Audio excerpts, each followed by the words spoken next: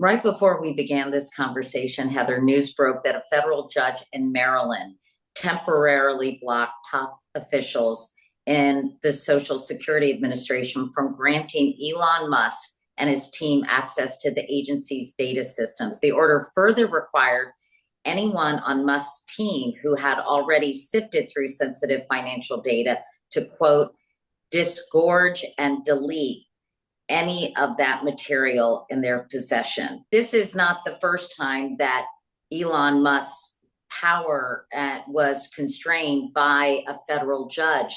Do you think that will have any impact on his activities or the activities of his DOGE colleagues? So listen, I won't predict the future, and I'm not part of that team, so I don't know how they act.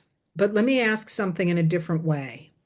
Why is the Department of Government Efficiency going into all these places where it says they're looking for waste, fraud, and abuse? Although, as we know, they have in fact found virtually none of that, and they keep having to take down what they insist they have found. That happened again just today.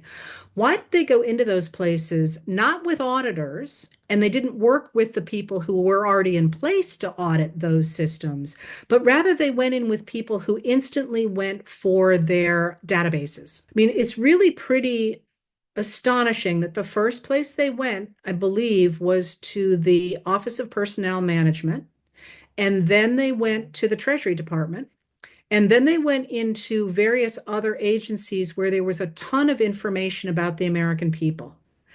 And I think that's an interesting thing to think about, why one might do that.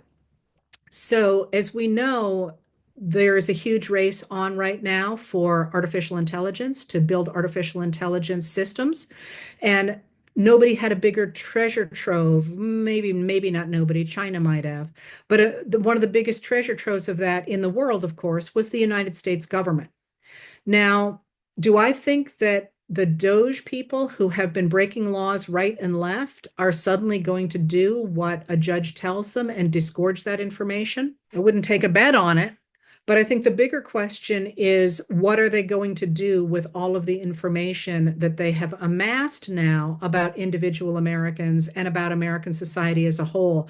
And that's something I think we should all be extraordinarily concerned about, because think about what you can do with that kind of information.